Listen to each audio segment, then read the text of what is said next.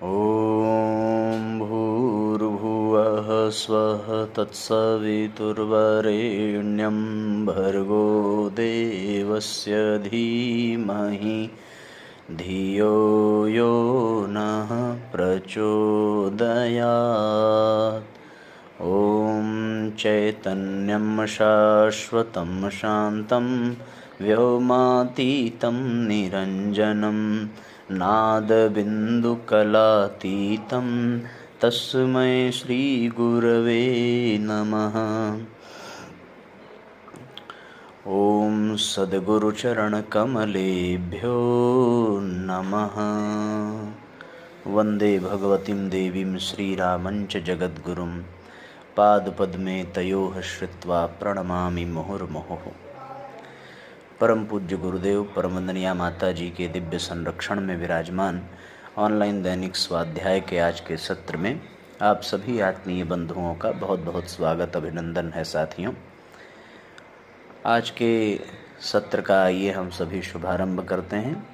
शीघ्रतापूर्वक सभी परिजन जुड़ जाएं और अधिक से अधिक आज के लिंक को शेयर ज़रूर कर दें, जिससे कि सबको इसका लाभ मिल सके।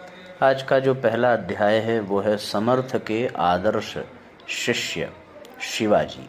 समर्थ यानी स्वामी रामदास, समर्थ गुरु रामदास। ध्यानपूर्वक सभी परिजन सुनेंगे साथियों, शेयर जरूर करेंगे। शिवा, तू बल की उपासना कर, बुद्धि को पूज, संकल्पवान बन और चरित्र की दृढ़ता को अपने जीवन में उतार। यही तेरी ईश्वर भक्ति है। भारतवर्ष में बढ़ रहे पाप, हिंसा, अनैतिकता और अनाचार के यवनी कुचक्र से लोहा लेने और भगवान की सृष्टि को सुंदर बनाने के लिए इसके अतिरिक्त कोई उपाय नहीं है। समर्थ गुरु रामदास ने शिवाजी को समझाते हुए कहा, आज्ञा शिरोधार्य है गुरुदेव, किंतु यह तो गुरु दीक्षा हुई, अब गुरु दक्षिणा का आदेश दीजिए। शिवाजी ने दृढ़ किंतु विनीत भाव से कहा। शिवाजी का अनुरोध सुनकर समर्थ गुरु रामदास की आंखें गर्व से दीप्त हो उठीं। वे शिवाजी के शीश पर हाथ फेरते हुए बोले, गुरु दक्षिणा में मुझे 1,00,000 शिवाजी चाहिए। बोल देगा? अवश्य दूंगा गुरुदेव, एक दिन आपको यह गुरु दक्षिणा चुका दूंगा। इतना कहकर शिवाजी ने समर्थ गुरु रामदास की चरण धूल ली और महाराष्ट्र के नवनिर्माण में जुट गए। वीर शिवाजी का जन्म शिवनेरी के पर्वतीय दुर्ग में हुआ था।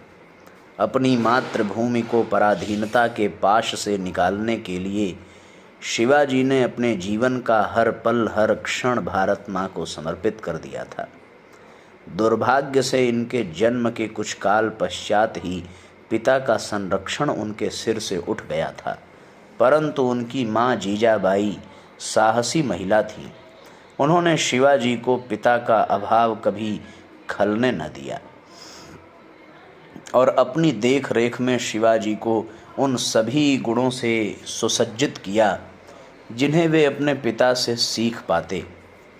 शिवाजी के मन में राष्ट्रीयता की भावना को कूट कूट कर भरने का कार्य भी माँ जीजाबाई ने ही किया था। 16 से 17 वर्ष की किशोर उम्र से ही शिवाजी के मन में सदैव यही द्वंद्व मचा रहता था कि किस प्रकार इन आतताइयों से अपनी भारत माता को स्वतंत्र करा लूं। यद्यपि उनके पास कोई बड़ी सेना तो नहीं थी और न ही साधनों का अंबार था, तथापि वे हिम्मत के धनी थे। उन्होंने सोचा कि बड़ी सेना इकट्ठी करने और बड़े पैमाने पर साधन एकत्र करने के लिए पर्याप्त समय चाहिए। इसलिए क्यों न हमारे पास जो कुछ है उसी को अंजलि में भरकर भारत माँ के चरणों में समर्पित कर दिया जाए। और फिर इस तरह उन्होंने छोटे छोटे कई संगठित दलों का निर्माण किया। गांव-गांव में प्रत्येक नवयुवक के मन में धार्मिक भावनाओं एवं राष्ट्रीयता के भाव को विकसित करने के उद्देश्य से उन्होंने अपने पूरे राज्य में अनेक स्थानों पर माँ भवानी के मंदिर स्थापित किए। नित्य ही सब वहाँ भगवत भजन के उद्देश्य से एकत्र होते।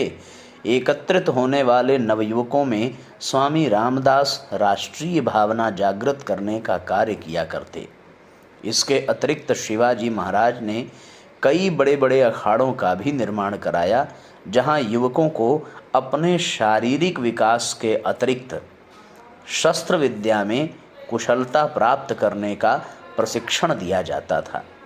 शिवाजी वहाँ सभी से संपर्क स्थापित करते, स्वयं सबको सगे भाई जैसा स्नेह प्रदान करते तथा उनके दुख कष्टों में सदा उनके साथ रहते। धीरे धीरे ये छोटे छोटे देवालय और अखाड़े शिवाजी महाराज के लिए सेना संगठित करने के गढ़ बनने लगे। जहाँ एक ओर ये नवयुवक धर्मनिष्ठ एवं राष्ट्रवादी थे, तो वहीं दूसरी ओर शारीरिक बल एवं शस्त्र विद्या में निपुण भी। समर्थ गुरु रामदास का स्वप्न शनैः शनैः साकार रूप ले रहा था। एक बार मजबूत सेना का गठन हो जाने के बाद शिवाजी ने सह्याद्री पर्वत पुत्रों, मालवा आदिवासियों की सहायता से एक एक करके बीजापुर सल्तनत और मुगलों के अधीन किले छीनने आरंभ किए और इस तरह अपने राज्य का विस्तार करना शुरू किया। उन दिनों देश में मुगल शासक औरंगजेब का शासन था। यद्यपि शिवाजी के सहयोगियों की संख्या औरंगजेब की सेना की तुलना में अल्प थी, परंतु इन रणबांकुरों का साहस, इनकी उत्सर्ग की भावना तथा सामरिक कार्य कुशलता इतनी अधिक थी कि इनका एक एक सिपाही मुगल सेना के 20-20 सैनिकों पर भारी पड़ता था। अपनी सैन्य क्षमता की सीमाओं को ध्यान में रखकर शिवाजी महाराज ने एक विशिष्ट युद्ध प्रणाली को जन्म दिया, जिसे आज हम छापामार युद्ध के नाम से जानते हैं। इन छापामार युद्धों के माध्यम से शिवाजी को छोटी सेना भी मुगलों की बड़ी सेना पर 20 सिद्ध होती थी। इन युद्धों में शिवाजी की सफलता के पीछे उनका कुशल सैन्य संगठन, राष्ट्र के प्रति निष्ठा तथा सफल नेतृत्व तो था ही, किंतु एक बात और उनमें खास यह थी कि उनमें स्वयं मृत्यु से भी जूझ जाने का अतुलनीय साहस विद्यमान था और इसी साहस के बल पर वे अपनी छोटी छोटी टुकड़ियों को लेकर बड़े बड़े किलों पर हमला करते और सभी में विजयी होते चलते।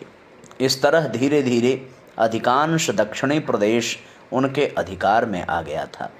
दक्षिण भारत के मुगल अधिकारी तो उनसे इतना आतंकित थे कि वे मुगल शासक औरंगजेब के स्थान पर खेती का कर या चौथा नामक लगान शिवाजी को देने लगे। चौथ नामक लगान शिवाजी को देने लगे। सन 1674 ईस्वी में शिवाजी का रायगढ़ के किले में धूमधाम के साथ राज्याभिषेक किया गया और उसके उपरांत ही वे छत्रपति शिवाजी के नाम से प्रसिद्ध हुए। छत्रपति शिवाजी के साहस का यह बोलबाला था कि अपनी क्रूरता के लिए कुख्यात मुगल सम्राट औरंगजेब शिवाजी के नाम से ही घबराने लगा था। शिवाजी जितने कुशल प्रशासक थे, उतने ही चतुर कूटनीतिज्ञ भी थे। कूटनीति के गुर उन्होंने अपने दादाजी कोड़देव जी से सीखे थे। दुष्टों के दमन के लिए छलबल का सहारा लिया जाए तो इसे अनीति नहीं कहा जा सकता। इस सिद्धांत पर उनका पूर्ण विश्वास था। अतः राष्ट्र को एकजुट करने के लिए एवं इस मातृभूमि की रक्षा के लिए उन्होंने यदा कदा साम दाम दंड और भेद की नीति का सहारा भी लिया। शिवाजी के मन में भारतवर्ष को एक मानवीय मूल्य पर आधारित राष्ट्र बनाने की उत्कट अभिलाषा थी और इसीलिए वे सदा राष्ट्र के सेवक बनकर कार्य करते रहे। उन्होंने कभी भी अपने को राजा नहीं माना। वे सदा महाराष्ट्र के एक सामान्य सेवक की तरह ही रहे। जीवन भर औरंगजेब महाराष्ट्र को दबाने की पुरजोर कोशिश करता रहा, पर वह अपने इन नापाक इरादों में सफल नहीं हो पाया, क्योंकि शिवाजी को समय समय पर ऐसे वीर साथी मिलते रहे जो देश की रक्षा के लिए अपने प्राणों पर खेलने में जरा भी हिचकिचाते नहीं थे। ऐसे वीर रणबांकुरों में बाजीराव देशपांडे, संभाजी और तानाजी मालसरे जैसे अनेक वीर शामिल थे। युद्ध कौशल और नीति कुशलता में ही नहीं, राज्य प्रबंधन के मामले में भी छत्रपति शिवाजी तत्कालीन राजाओं से निराले थे। उन्होंने वास्तव में जनता को सुशासन दिया था। उन्होंने राज्य की अधिकतम शक्ति अष्टप्रधान मंडल के अधीन रखी और स्वयं राज्य के प्रतिनिधि राजा के रूप में कार्य करते रहे।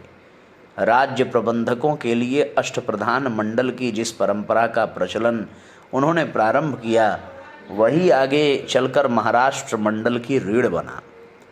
वे ऐसे पहले राजा थे जिन्होंने जागीरदार व जमींदारी की प्रथा बंद करके भू राजस्व वसूल करने के लिए सरकारी कर्मचारी नियुक्त किए थे। उनकी शासन व्यवस्था पारंपरिक नहीं बल्कि मौलिक थी। इसमें उनकी प्रजा की उन्नति व जन सामान्य की समृद्धि की सुचारू व्यवस्था थी। शिवाजी ने लगातार 36 वर्ष तक संघर्ष करते हुए सुशासन स्थापित कर एक सशक्त महाराष्ट्र की स्थापना का स्वप्न साकार किया और अपने गुरु को दिए गए वचन के अनुसार अपने जैसे 1 लाख शिवाजी तैयार करके दिखाए। 1680 ईस्वी में शिवाजी का देहावसान हो गया, लेकिन उनका निर्भीक व्यक्तित्व और उनका राष्ट्र प्रेम आज भी लोगों की स्मृति में अंकित है। उनका जीवन चरित्र हम भारतवासियों के लिए एक आदर्श है। आज देश को पुनः शिवाजी जैसे वीर, साहसी, चरित्रवान और राष्ट्रभक्तों की आवश्यकता है। ऐसे में देश की युवा पीढ़ी को इस आह्वान को पूर्ण करने में जुट जाना चाहिए। इस तरीके से साथियों, वीर शिवाजी के संदर्भ में हम सभी ने जो कुछ भी पढ़ा वह अत्यंत ग्रहणीय है, अत्यंत प्रेरणादायक है।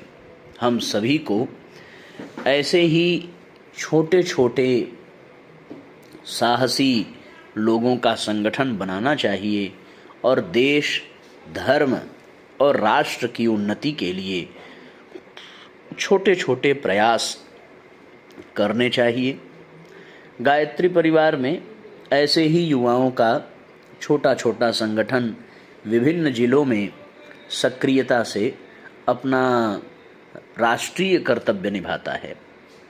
हम सब लोगों ने वाराणसी में ही युवा मंडल का गठन करके कभी रक्तदान शिविर, कभी बृहद वृक्षारोपण, कभी व्यसन मुक्ति रैली, कभी अश्लीलता दहन रैली, इन सब का समय समय पर आयोजन किया है।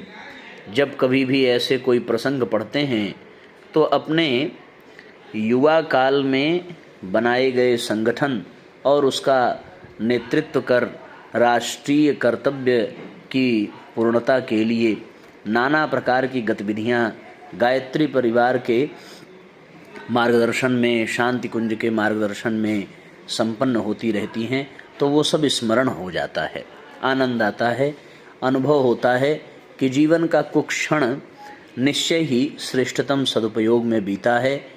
इससे प्रेरणा लेकर आने वाली पीढ़ियों को भी इस काम में लगना चाहिए। अब तो साथियों, कार्यक्रम के कारण बनारस में समय देना संभव बहुत नहीं हो पाता, इसलिए यह जिम्मेदारी युवा संगठन की किसी और को प्रदान कर दी गई है। फिर भी जितना समय मिलता है, अभी वंदनीय माता जी की जन्म जयंती पर हम लोगों ने रक्तदान शिविर लगाया था और बहुत से भाइयों ने मिलकर के रक्तदान का क्रम संपन्न किया था। अब आइए एक छोटी सी कहानी। एक छोटी लड़की को सपने में शेर दिखाई देता है और वह बेतरह डर जाती है। हालत बिगड़ते देख उसे एक मनः चिकित्सक के पास ले जाया गया। सारी बात समझने के बाद मनोविज्ञानी ने लड़की से कहा, वह शेर तो मुझे भी रोज सपने में दिखता है। वह तो बहुत भला है, काटता बिल्कुल नहीं है। खिलाड़ी प्रकृति का होने के कारण वह साथी ढूंढता है और इसलिए सपने में आता है। अब की बार आए तब तुम उससे दोस्ती जोड़ना, फिर देखना कितना भला और हंसोड़ है वह। लड़की का समाधान हो गया। वह प्रसन्न होकर लौटी।